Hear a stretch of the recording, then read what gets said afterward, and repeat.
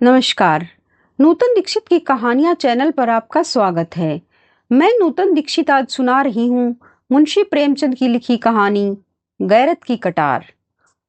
कितनी अफसोसनाक, कितनी दर्द भरी बात है कि वही औरत जो कभी हमारे पहलू में बसती थी, उसी के पहलू में चुभने के लिए हमारा तेज खंजर बेचैन हो रहा है।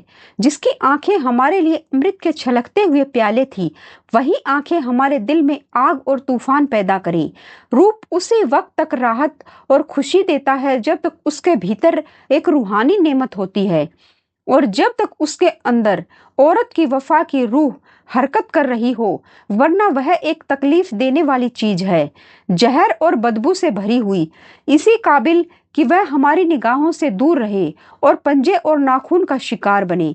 एक जमाना वह था कि नईमा हैदर की आरजुओं की देवी थी। यह समझना मुश्किल था कि कौन तलबगार है और कौन उस तलब को पूरा करने वाला। एक तरफ पूरी पूरी दिलजोई थी, दूसरी तरफ पूरी पूरी रजा। तब तकदीर ने पासा पलटा। गुलो बुलबुल में सुबह की हवा की शरारतें शुरू हुई। शाम का वक्त था, आसमान पर लाली छाई हुई थी।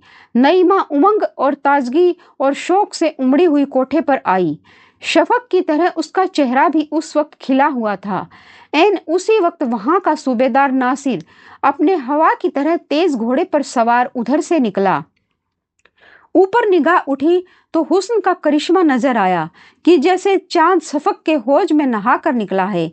तेज निगाह जिगर के पार हुई, कलेजा थाम कर रह गया। अपने महल को लौटा, अधमरा टूटा हुआ।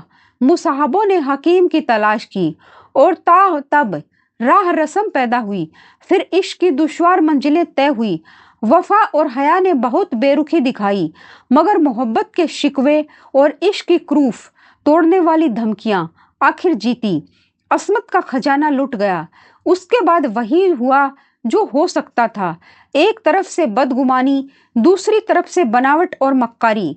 मन मुटाव की नौबत आई। फिर एक दूसरे के दिल को चोट पहुंचाना शुरू हुआ, यहाँ तक कि दिलों में मैल पड़ गई, एक दूसरे के खून के प्यासे हो गए।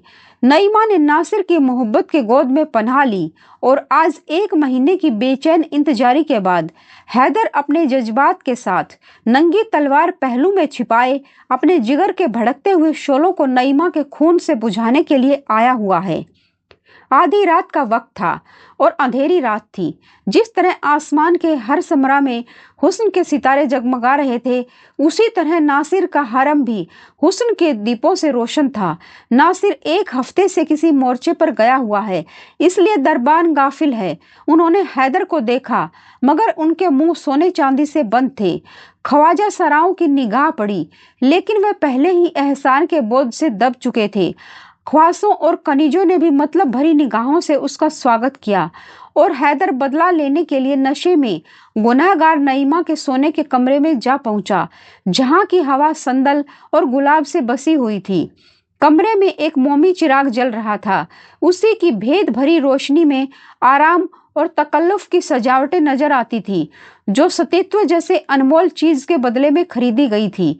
वही वैभव और ऐश्वर्य की गोद में लेटी हुई नईमा सो रही थी। हैदर ने एक बार नईमा को आंख भर देखा।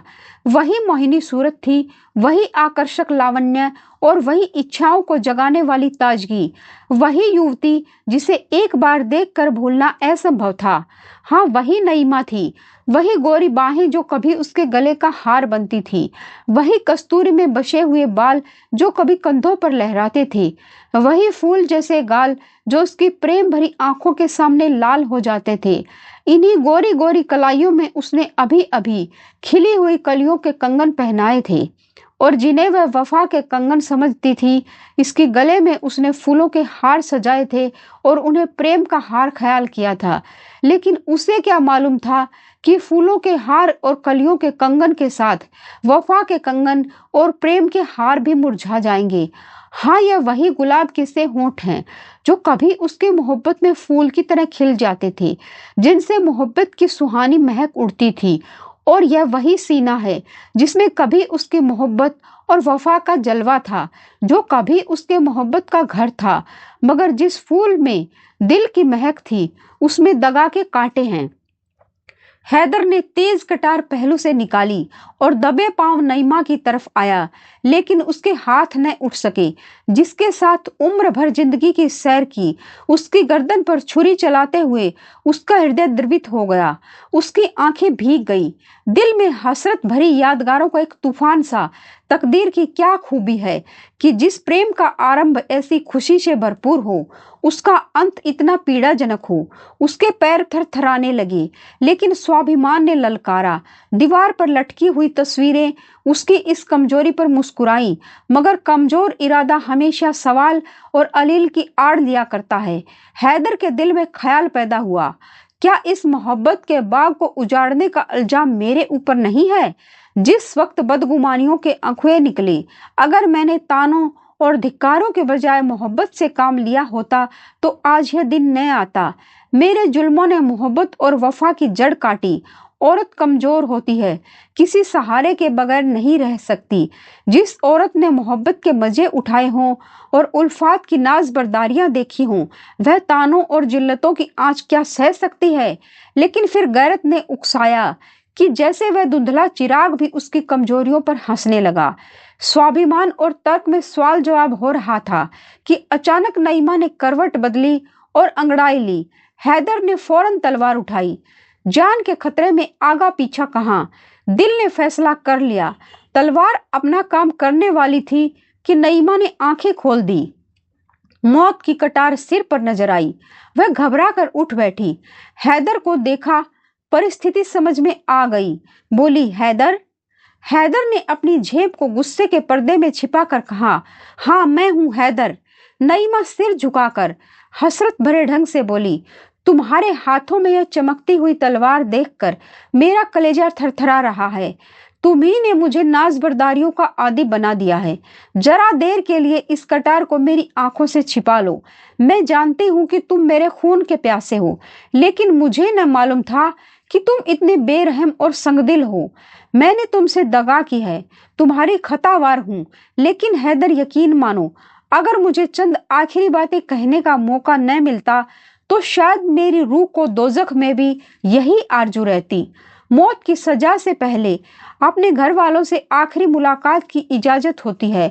क्या तुम मेरे लिए इतने रियायत के भी रवादार न थे? माना कि तुम अब मेरे लिए कोई नहीं हो, मगर किसी वक्त थे, और तुम चाहे अपने दिल में समझते हो कि मैं सब कुछ भूल गई, लेकिन मैं मोहब्बत को इतनी जल्दी भूल जाने वाली नहीं हूँ। अपने ही दिल से फैसला करो। तुम मेरी बेवफाइयां चाहे भूल जाओ, लेकिन मेरी मोहब्बत की दिल तोड़ने वाली यादगारें नहीं मिटा सकते। मेरी आखिरी बातें सुन लो और इस नापाक जिंदगी का हिस्सा पाक करो। मैं साफ साफ कहती हूँ, इस आखिरी वक्त में क्यों डरूं? मेरी कुछ दुर्गत हुई है, उसके जिम्मेदार तुम हो। नाराज न होना। अगर तुम्हारा ख्याल है कि मैं यहाँ फूलों की सेज पर सोती हूँ तो वह गलत है। मैंने औरत की शर्म खोकर उसकी कद्र जानी है। मैं हसीन हूँ, नाजुक हूँ। दुनिया की नेमतें मेरे लिए हाजिर हैं। नासिर मेरी इच्छा का गुलाम है, लेकिन मेरे दिल से यह ख्याल कभी दूर नहीं होता कि वह सिर्फ मेरे हुस्न और अदा का बंदा है। मेरी इज्जत उसके दिल में कभी हो ही नहीं सकती। क्या तुम जानते हो कि यह ख्वासों और दूसरी बीवियों के मतलब भरे इशारे मेरे खून और जिगर को नहीं लजाते? उफ, मैंने असमत खोकर असमत की कद्र जानी है, लेकिन मैं कह चुकी हूँ और फिर कहती हूँ कि इसके तुम जिम्मेदार हो। हैदर ने पहलू बदल कर पूछा, क्यों कर? नईमा ने उसी अंदाज से जवाब दिया, तुमने बीवी बनाकर नहीं, माशूक बनाकर रखा। तुमने मुझे नाजबरदारियों का आदी बनाया, लेकिन फर्ज का सबक नहीं पढ़ाया।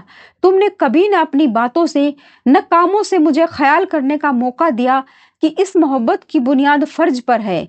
तुमने मुझे हमेशा हुस्न और मस्तियों के तिलिस्म में फंसाए रखा और मुझे ख्वाहिशों का गुलाम बना दिया। किसी किश्ती पर अगर फर्ज का मल्लाह न हो तो फिर उसे दरिया में डूब जाने के सिवा और कोई चारा नहीं। लेकिन अब बातों से क्या हासिल? अब तो तुम्हारी गैरत की कटार मेरे खून की प्यासी है, और यह लो, मेरा सिर उसके सामने झुका हुआ है। हाँ, मेरी एक आखिरी तमन्ना है, अगर तुम्हारी इजाजत पाऊं तो कहूं। यह कहते कहते नईमा की आंखों में आंसुओं की बाढ़ आ गई और हैदर की गैरत उसके सामने ठहर न सकी। उदास स्वर में बोला, क्या कहती हो? नईमा ने कहा, अच्छा इजाजत दी है तो इनकार न करना। मुझे एक बार फिर उन अच्छे दिनों की याद ताजा कर लेने दो, जब मौत की कटार नहीं, मोहब्बत के तीर जिगर को छेदा करते थे। एक बार फिर मुझे अपनी मोहब्बत की बाहों में ले लो। मेरी आखिरी विनती है, एक बार फिर अपने हाथों को मेरी गर्दन का हार बना दो। भूल जाओ कि मैंने तुम्हारे साथ दगा की है। भूल जाओ कि यह जिस्म गंदा और नापाक है। मुझे मोहब्बत से गले लगा लो और यह मुझे दे दो। तुम्हारे हाथों में यह अच्छी नहीं मालूम होती। तुम्हारे हाथ मेरे ऊपर न उठेंगे। देखो कि एक कमजोर औरत किस तरह गैरत की कटार को अपने जिगर में रख लेती है। यह कहकर नईमा ने हैदर के कमजोर हाथों से वह चमकती हुई तलवार छीन ली और उसके सीने से लिपट गई। हैदर झिझका, लेकिन वह सिर्फ ऊपरी झिझक थी। अभिमान और प्रतिशोध भावना की दीवार टूट गई। दोनों आलिंगन पाश में बंध गए और दोनों की आंखें उमड़ आई। नईमा के चेहरे पर एक सुहानी प्राणदायिनी मुस्कुराहट दिखाई दी और मत वाली आंखों में खुशी की लाली झलकने लगी। बोली, आज कैसा मुबारक दिन है कि दिल की सब आरजुएं पूरी होती हैं, लेकिन यह कमबख्त आरजुएं कभी पूरी नहीं होती। इस सीने से लिपट कर मोहब्बत की शराब के बगैर नहीं रहा जाता। तुमने मुझे कितनी बार प्रेम के प्याले पिलाए हैं, उस सुराही और उस प्याले की याद नहीं भूलती। आज एक बार फिर उल्फत की शराब के दौर चलने दो। मौत की शराब से पहले उल्फत की शराब पिला दो। एक बार फिर मेरे हाथों से प्याला ले लो। मेरी तरफ उन्हीं प्यार की निगाहों से देखकर नईमा ने जवाब दिया, जब वह मर्द जिसे खुदा ने बहादुरी और कुव्वत का हौसला दिया है दगा का वार करता है, तो उसे मुझसे यह सवाल करने का कोई हक नहीं। दगा फरेब औरतों के हथियार हैं, क्योंकि औरत कमजोर होती है। लेकिन तुमको मालूम हो गया कि औरत के नाजुक हाथों में यह हथियार कैसी काट करते हैं। यह देखो, यह आबदार शमशीर है जिसे तुम गैरत की कटार कहते थे। अब वह गैरत की कटार मेरे जिगर में नहीं, तुम्हारे जिगर में चुभेगी। हैदर, इंसान थोड़ा खोकर बहुत कुछ सीखता है। तुमने इज्जत और आबरू सब कुछ खोकर भी कुछ न सीखा। तुम मर्द थे, नासिर से तुम्हारी होड़ थी। तुम्हें उसके मुकाबले में अपनी तलवार के जौहर दिखाना था, लेकिन तुमने निराला ढंग अख्तियार किया और एक बेकस पर दगा का वार करना चाहा। अब तुम उसी औरत के सामने बिना हाथ पैर के पड़े हो। तुम्हारी जान बिल्कुल मेरी मुट्ठी में है। मैं एक लम्हे में उसे मसल सकती हूँ, मगर मैं ऐसा न करूंगी। तुम्हें मेरा शुक्रगुजार होना चाहिए, क्योंकि एक मर्द के लिए गैरत की मौत बेगैरती की जिंदगी से अच्छी है। लेकिन मैं तुम्हारे ऊपर रहम करूंगी।